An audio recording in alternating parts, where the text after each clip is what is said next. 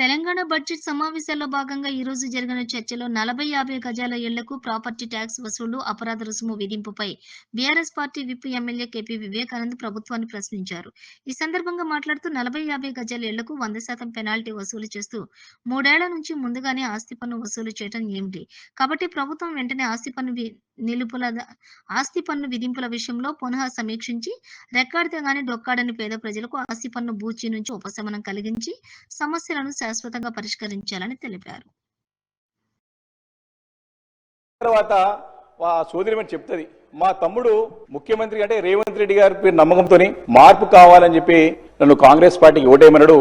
కానీ వాడి మార్పు వాని ప్రాణాన్ని తీసుకోవడానికి వస్తుందని చెప్పేసి మేము ఊహించలేదని చెప్పేసి తన బాధను వ్యక్తం చేసింది అధ్యక్ష.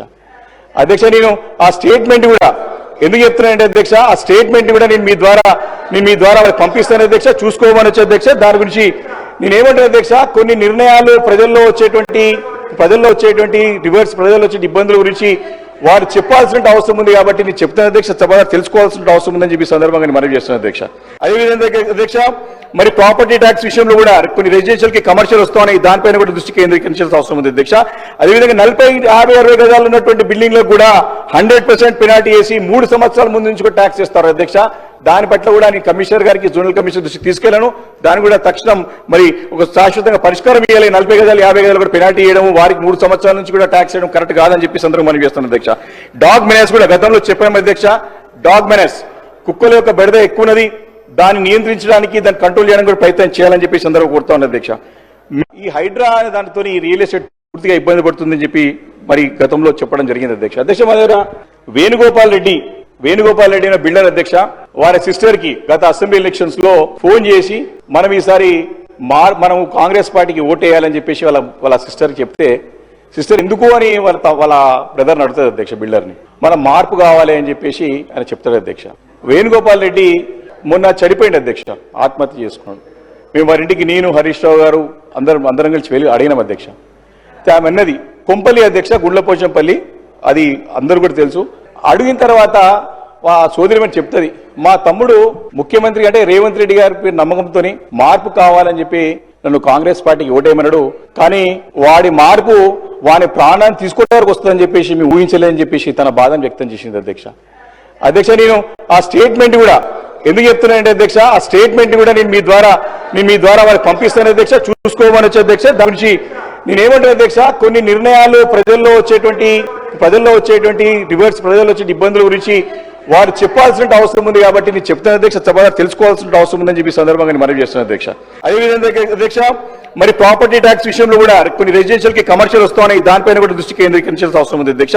అదేవిధంగా 40-50-60 గజాలు ఉన్నటువంటి బిల్డింగ్లకు కూడా 100% పెనాల్టీ వేసి 3 సంవత్సరాల ముందు నుంచి కూడా ట్యాక్స్ చేస్తారు అధ్యక్ష. దాని పట్ల కూడా నేను కమిషనర్ గారికి జోనల్ కమిషనర్ దృష్టికి తీసుకెళ్లాను. దాన్ని కూడా తక్షణం మరి ఒక శాశ్వతంగా పరిష్కారం ఇవ్వాలి. 40 గజాలు 50 గజాలు కూడా పెనాల్టీ చేయడం, వారికి 3 సంవత్సరాల నుంచి కూడా ట్యాక్స్ చేయడం కరెక్ట్ కాదని చెప్పి సందర్భంగా మనం చేస్తున్నాం అధ్యక్ష. డాగ్ మెనస్ కూడా గతంలో చెప్పాము అధ్యక్ష, డాగ్ మెనస్ కుక్కల యొక్క బెడద ఎక్కువన్నది, దాన్ని నియంత్రించడానికి దాన్ని కంట్రోల్ చేయడానికి కూడా ప్రయత్నం చేయాలని చెప్పి సందర్భంగా కోరుతా ఉంది అధ్యక్ష.